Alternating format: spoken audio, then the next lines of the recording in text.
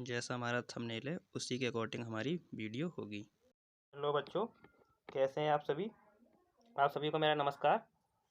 आशा करता हूँ आप सभी अच्छे होंगे, स्वस्थ होंगे, मस्त होंगे, अपने घरों में होंगे। ठीक है। और ये हमने रसायन विज्ञान का दूसरा पार्ट विलयन, ठीक है, इसको हमने यूपी बोर्ड 2024 के लिए अच्छे से तैयार किया है। ठीक है। तो सभी बच्चे इस पर लास्ट तक बने रहें। और जो जो बच्चे ऐसे हैं उनकी तैयारी कम हो पाई है, अच्छे से तैयारी नहीं कर पाए हैं, तो ये खासकर वीडियो उनके लिए ही होने वाला है। और जो बच्चों की तैयारी अच्छी है वो भी बने रहें। इससे क्या होगा कि आप अच्छे से अच्छा अपना मार्क यूपी बोर्ड के अंदर इंक्रीज कर पाएंगे। ठीक है। अगर आप हमारे चैनल पर नए हैं तो चैनल को सब्सक्राइब कर लें। ठीक है। तो हमारा आज का मिशन है यूपी बोर्ड 2024 के लिए बिलियन को टारगेट करना है। ठीक है।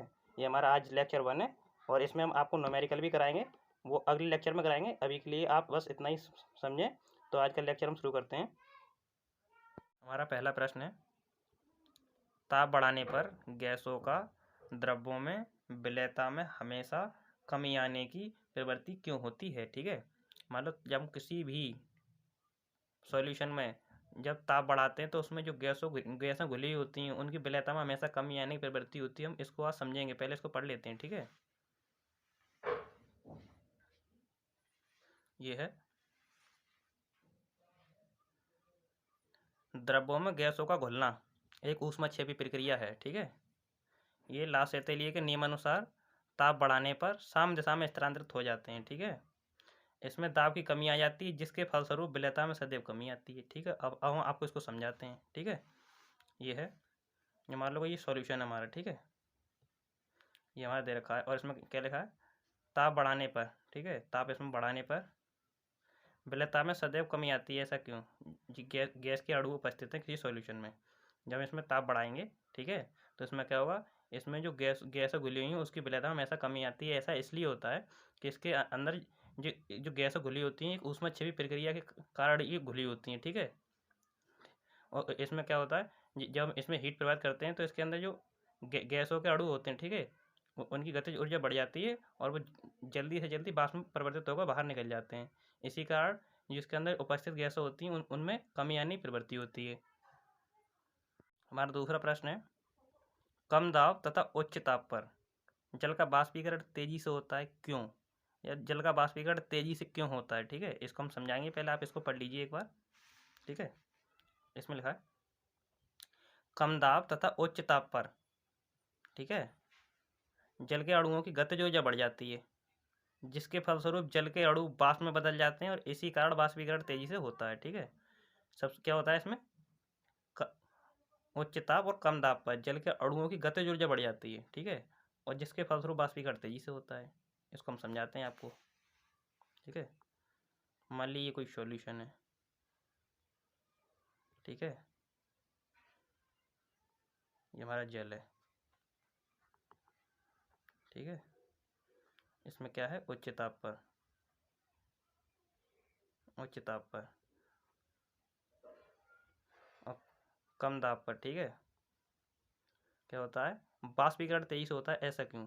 इसमें होता ये है, जिसके अंदर ये जल है, जब इसमें हम हीट प्रोवाइड करते हैं तो इसमें क्या होता है, जिसके अणु हैं जल के, ठीक है, वो क्या करते हैं, गतिज अवस्था में परिवर्तित हो जाते हैं। जब वो गतिज अवस्था में परिवर्तित होते हैं तो वो जल्दी से जल्दी बाहर आने की कोशिश करते हैं और फिर वो क्या होता है, देखते ही देखते वाष्प में परिवर्तित हो जाते हैं। ठीक है। और इसी कारण इसका बाष्पीकरण तेजी से होता है। ठीक है। हमारा दूसरे प्रश्न की तरफ चलते हैं हम। हमारा प्रश्न है, जलीय जीव, ठीक है, गर्म जल की अपेक्षा ठंडे जल में सहज महसूस करते हैं या फिर अच्छा महसूस करते हैं, ऐसे कह सकते हैं अपन। ठीक है। जो जलीय जीव हैं इसको हम पहले पढ़ लेते हैं फिर आपको समझाते हैं। ठीक है। इसको आप पहले पढ़ लीजिए, फिर उसके बाद हम आपको समझाते हैं, तो क्या है उससे अच्छे समझ में आएगा। ठीक है। पहले आप इसको एक बार पढ़ लीजिए। इसमें लिखा है, वायुमंडल पर कम ताप करने पर ऑक्सीजन की विलेयता बढ़ जाती है जबकि समान दाब तथा ताप चढ़ने पर ऑक्सीजन की विलेयता कम हो जाती है। अतः कम ताप पर अधिक ऑक्सीजन की उपस्थिति के कारण जलीय जीव ठंडे जल में अधिक सहज महसूस करते हैं। ठीक है। इसमें ये लिखा है हमने। अब इसको हम आपको समझाते हैं। मान लो ये कोई जल है, ठीक है, यहाँ पे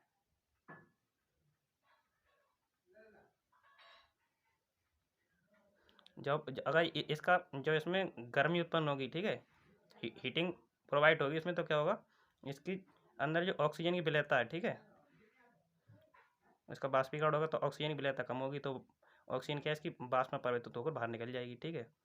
और जब इसमें जब तापमान कम होगा, ठीक है, और जल ठंडा होगा तो क्या होगा, ऑक्सीजन की विलेयता बनी रहेगी। इसका कारण यही है कि जलीय जीव गर्म जल की अपेक्षा ठंडे जल में सहज महसूस करते हैं, ठीक है। अब चलते हैं अगले प्रश्न की तरफ। हमारा अगला प्रश्न ये है, पहले उसको पढ़ लेते हैं फिर आपको हम उसको समझाएंगे, ठीक है। यह है मोलल अवनमन स्थिरांक क्या है, इसको समझ लेते हैं, पहले पढ़ लो एक बार।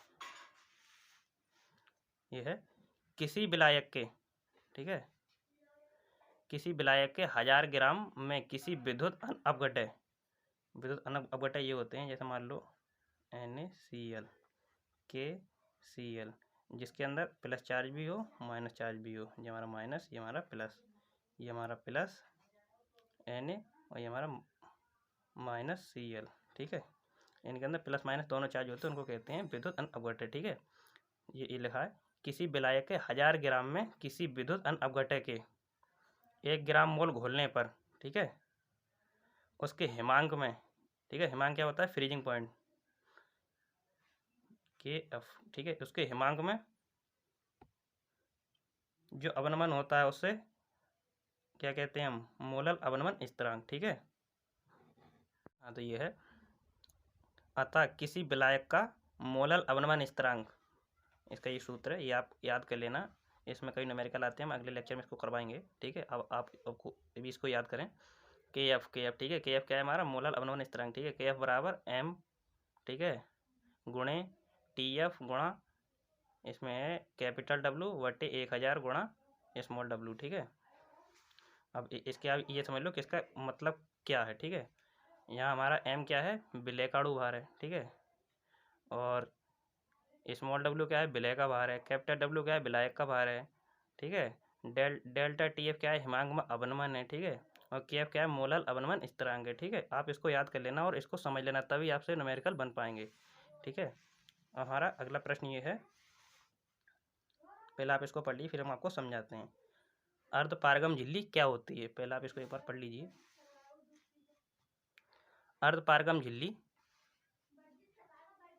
एक प्राकृतिक कृत्रिम सतत या शीट परत होती है जिसमें सूक्ष्मदर्शी छिद्रों का जाल होता है। इन सूक्ष्मदर्शी जालों से जल के विलायक के छोटे अणु तो गुजर सकते हैं परंतु बड़े अणुओं को गुजरने में बाधा उत्पन्न होती है, ठीक है। पहले हम इसको एक बार पढ़ लेते हैं फिर आपको समझाते हैं। अणु तो गुजर सकते हैं परंतु बड़े अणुओं को गुजरने में बाधा उत्पन्न होती है, ठीक है। अब ये है उदाहरण इसके, ये हैं चरमपत्र है, अंडे की झिल्ली है, कॉपर फेरोसाइनाइड की झिल्ली है, ये सब हमारी क्या है, अर्धपारगम झिल्लियाँ हैं। अब इसको हम समझाते हैं आपको, मान लो ये है, ठीक है, ये कोई अर्धपारगम झिल्ली है, ठीक है, इसके अंदर छोटे छोटे छिद्र होते हैं इस प्रकार से, ठीक है। इसमें कोई जल है, उसमें जल का विलायक है, ठीक है, उसमें से जो उसके छोटे छोटे अणु हैं, ठीक है, वो तो गुजर जाएंगे परंतु जो बड़े अणु हैं उनको गुजरने में बाधा उत्पन्न होती है, ठीक है। यही हमारा अर्धपारगम झिल्ली का उदाहरण, ठीक है। और चलते हैं अगले प्रश्न की तरफ।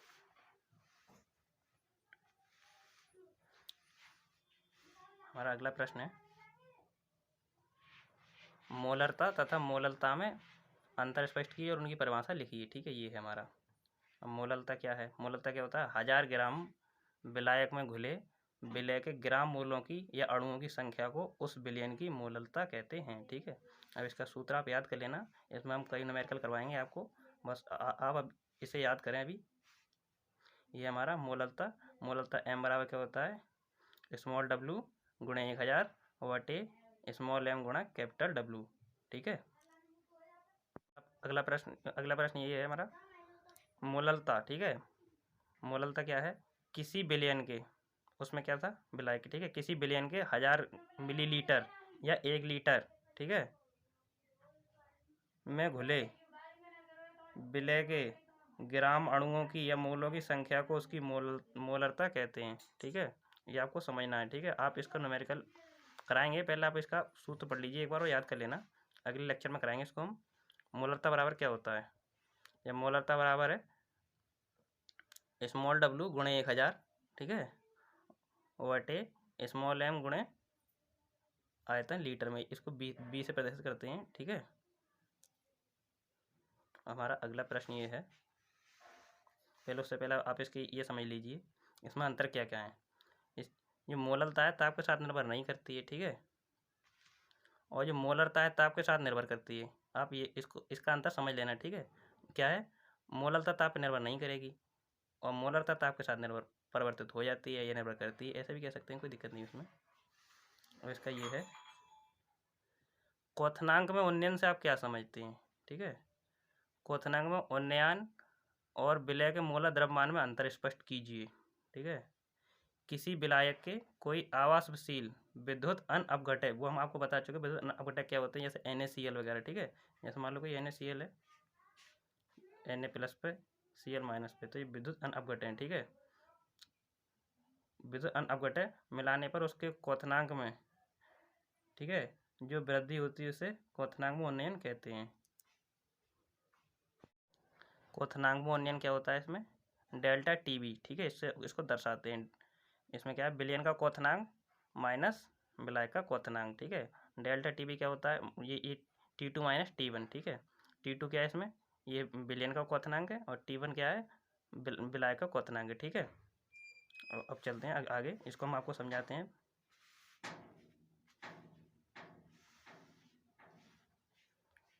ये है क्वथनांक में उन्नयन विलय के मोलर द्रव्यमान में संबंध, ठीक है। इसको आप एक बार इसका सूत्र याद कर लेना, अगले लेक्चर में इसके हम न्यूमेरिकल भी करेंगे, ठीक है। अगर इसमें आपसे पूछे क्वथनांक में उन्नयन, अगर TB पूछे, ठीक है, तो TB बराबर क्या होता है, KB गुणे 1000 गुणे स्मॉल w बटे स्मॉल m गुणे कैपिटल W, ठीक है। अब इसके आपको ये भी समझना है क्या क्या होता है, ठीक है। इस यहाँ पे हमारा KB होता है मोलर उन्नयन स्थिरांक होता है, ठीक है। स्मॉल w विलय का द्रव्यमान होता है, कैपिटल W विलायक का द्रव्यमान होता है, स्मॉल m क्या होता है, मोलर द्रव्यमान होता है विलय का, ठीक है। अगर आपसे ये सूत्र ऐसे भी पूछ सकते हैं, ठीक है, ऐसे भी न्यूमेरिकल दे सकते हैं। अगर आपसे मोलर द्रव्यमान पूछे विलय का, तो उसमें कौन सा सूत्र लगाएंगे, ये वाला लगाएंगे, KB, ठीक है, गुणे 1000 गुणे स्मॉल w बटे डेल्टा TB गुणे कैपिटल W, ठीक है। आपको इसमें ये अंतर समझना है, विलय का मोलर द्रव्यमान m, ठीक है, तथा क्वथनांक में उन्नयन डेल्टा TB परस्पर व्युत्क्रमानुपाती होते हैं, ठीक है। जो हमारा डेल्टा TB, ठीक है, और विलय का मोलर द्रव्यमान ये स्मॉल w, ठीक है, ये परस्पर व्युत्क्रमानुपाती होते हैं, ठीक है। ये हमेशा कट जाते हैं, ठीक है, ये आपको याद रखना है। तो ठीक है, आज के वीडियो में बस इतना ही, मिलते हैं किसी नेक्स्ट लेक्चर में, तब तक के लिए टाटा बाय बाय।